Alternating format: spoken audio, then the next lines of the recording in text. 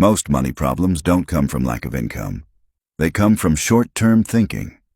The Bible contains over 2,500 verses about handling money, and the majority of them focus on one thing: protecting you from yourself.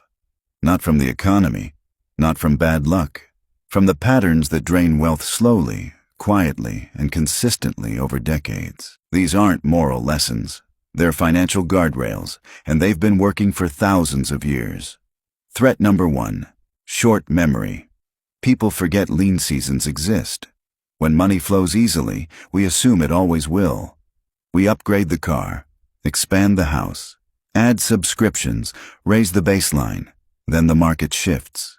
The job ends, the client leaves, and suddenly, everything feels like an emergency. This is how panic starts. You didn't plan for winter because summer felt permanent. The Bible addresses this directly through Joseph's story in Genesis. Pharaoh has a dream: 7 years of abundance followed by 7 years of famine.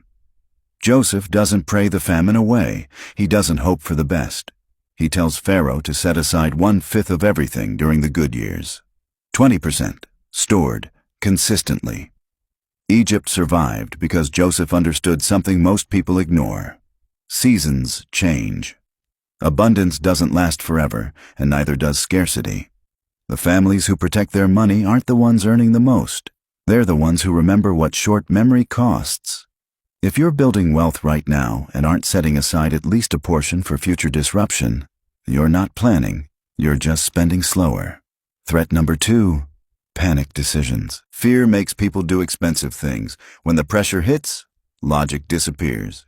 You take the first loan offered. You sell investments at a loss. You agree to terms you'd never accept under calm conditions. Desperation has a price tag, and it's always higher than you think.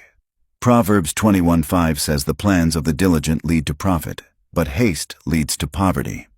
That's not poetry. It's a warning. Rush decisions compound. One bad move creates 2 more. Before long, you're not solving the problem. You're funding it. The Bible assumes you'll face pressure. It doesn't tell you to avoid it. It tells you to plan before it arrives. Because when you've already thought through the next 3 moves, panic can't sell you a bad deal. Planning reduces fear. Fear destroys money. Threat number 3: comfort spending. This one's subtle. You're not buying luxury. You're just making life a little easier. A meal out because cooking feels hard. A service because doing it yourself takes time. A purchase because you've had a long week and you deserve it. None of these are wrong, but they add up, and over months, they become the reason you can't save. Hebrews 13:5 says to be content with what you have. That sounds like a character lesson, but it's financial protection. Contentment isn't about denying yourself everything. It's about not letting comfort creep become your budget's biggest expense. If you're spending to feel better instead of spending because you plan to, you're not in control. You're coping. And coping is expensive. The Bible doesn't condemn comfort. It warns against using spending as a substitute for peace. Because once you start buying your way out of discomfort, there's no ceiling. There's always something else that promises to make life easier. Godliness with contentment is great gain. Not because it makes you holy, because it keeps you solvent. Threat number 4: fast gain chasing. Proverbs 13:11 says, wealth gained hastily will dwindle, but whoever gathers little by little will increase it. You see this everywhere. The crypto bet. The side hustle that promises quick returns. The investment opportunity your cousin's friend swears is about to explode. It's not that fast money is impossible. It's that people who chase it rarely know how to keep it. They haven't built the discipline, the knowledge, or the systems that protect wealth. So when it comes, it leaves just as quickly. Lottery winners go broke. Sudden inheritance gets spent. Windfalls disappear. Why? Because wealth without wisdom is just a countdown timer. The Bible's approach is slower, steadier, less exciting, but it works. Saving consistently, investing wisely, building over years instead of months. It's not a story you'd tell at a party, but it's the story that actually ends well. If you're looking for the next big thing, you're not investing. You're gambling. And gambling always costs more than it pays. Threat number 5: Ignoring future seasons. Luke 14:28 asks a simple question. If you're building a tower, wouldn't you first sit down and estimate the cost? Most people don't. They start projects, make commitments, take on obligations, and hope it works out. That's not planning. That's wishing. The Bible assumes you'll encounter expenses you didn't predict. Medical bills, car repairs, job changes, family needs. If you haven't built margin into your life, those aren't just inconveniences. They're disasters. When you ignore future seasons, you force present income to solve future problems. And income was never meant to do that alone. Ecclesiastes 11:2 advises spreading resources across multiple portions because you don't know what trouble may come. That's not pessimism, that's realism. Life changes, markets change, health changes, family needs change. Margin isn't excess, it's protection. When you build your life so tightly that every dollar is spoken for, you don't just lose flexibility, you lose peace. Any disruption becomes a threat. Any delay becomes stress. Any surprise becomes debt. People who plan for future seasons aren't anxious, they're prepared. They've already accepted that life won't stay stable forever, so they don't need stability to feel safe. Ignoring the future doesn't make it go away. It just makes it more expensive when it arrives. Threat number 6. Borrowed peace. Debt promises relief before it demands repayment. It feels like a solution. Bills get covered, pressure eases, time is bought.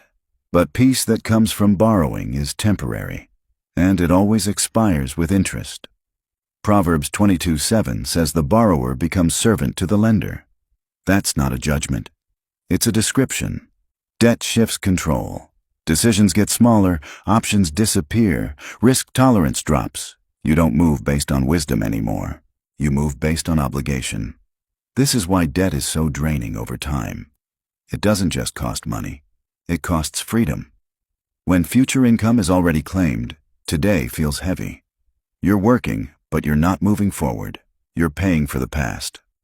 The Bible doesn't say never borrow, but it treats debt as serious, weighty, and limiting, something to exit as soon as possible.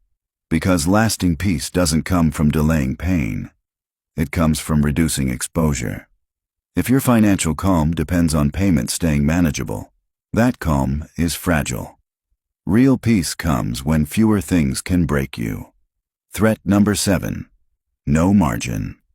Margin is the space between what you earn and what you spend. And most people live without it. Every dollar is assigned. Every month is tight. Every plan assumes nothing goes wrong.